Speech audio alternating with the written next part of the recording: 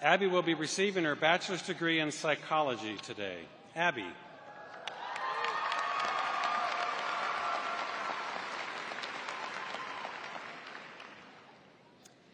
My family has no idea that I'd be doing this right now. There they are. Surprise. I am speechless.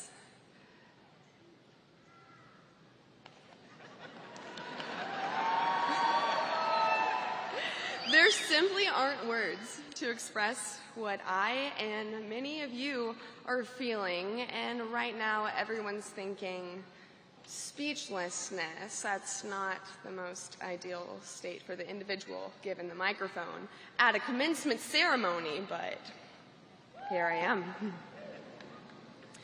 It simply seems futile to try and say on behalf of all of us here in classy gowns and funny hats just how incredibly thankful we are for the people here in Reed and watching us at home, how thankful we are that they loved us right across this stage.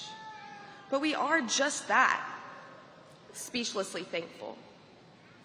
It seems silly to say that we're fond of 4 years of memories and shared experiences and laughs and tears, but we are just that, speechlessly nostalgic.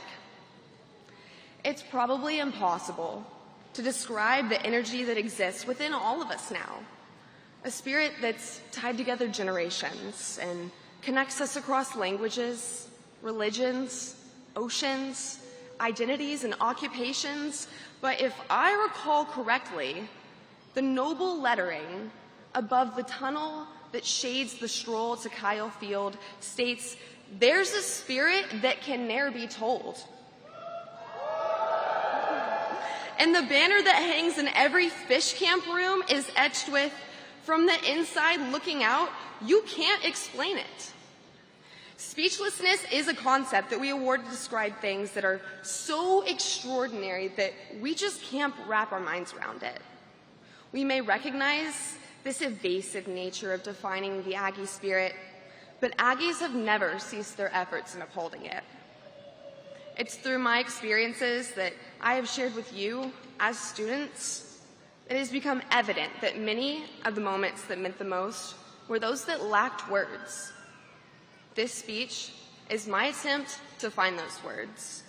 And while nobody has quite ever done it before, or will, I think you'll still understand.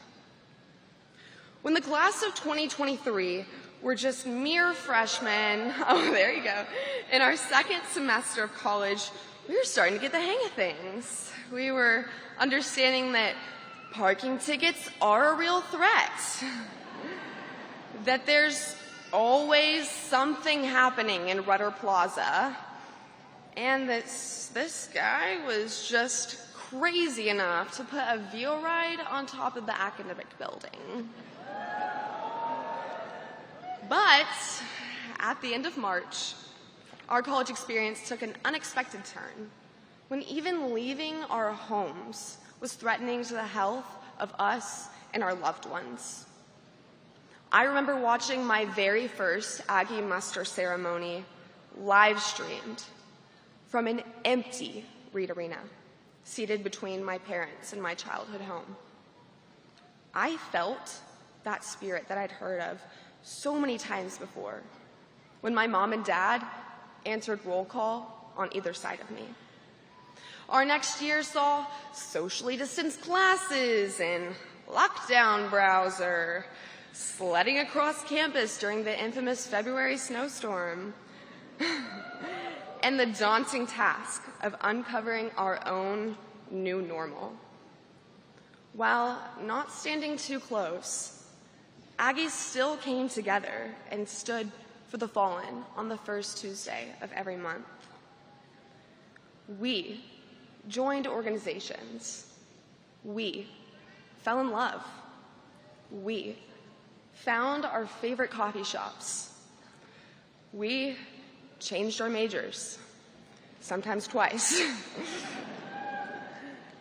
That fall, and start to our junior year saw the defeat of Alabama football on the grass of Kyle Field.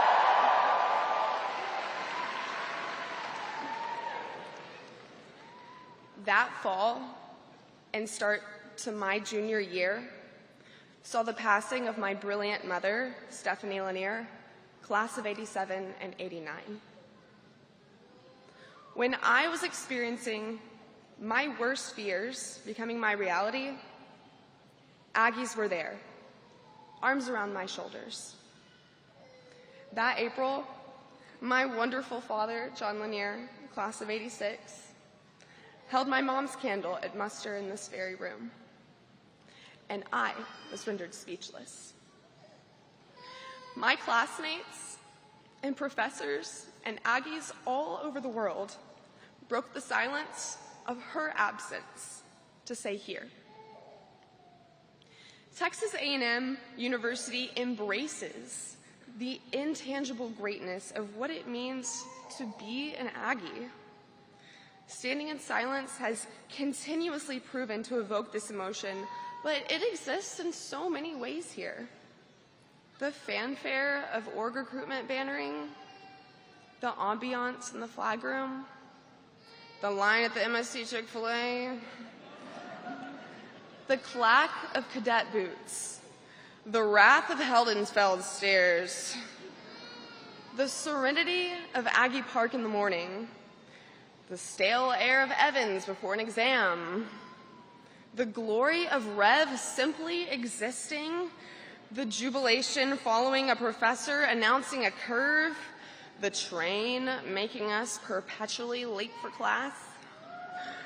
I could go on forever. Despite all of this that we can say, in our most sacred traditions, it's the deafening silence that accentuates the poem read at Bonfire Remembrance and the bugle's sound at Silver Taps. Texas A&M proves time and time again that people need not to be talking to make a statement. The magic of this university and resilience of our student experience does not need the formality of a definition, not out of lack of words to say, because even in silence, there isn't absence of meaning. There's comfort, there's respect, there's understanding. Class of 2023, our experience has not been traditional. It has not been easy, but it is indescribable and it is our own. Soak in this second of pride, of appreciation, of camaraderie.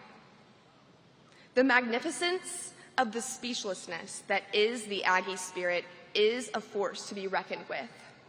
But this university gave us stories to tell, passions to exude, and that spirit can't be defined with only a single set of words. In order to graduate from speechlessness to speech, it's necessary for one to receive our experiences. And I believe that by living and loving and working as Aggies do, it's up to us to live out this translation with each of our stories, with all of the good we will do in this world. Thanks and gig'em is an understatement. Aggieland, we love you forever.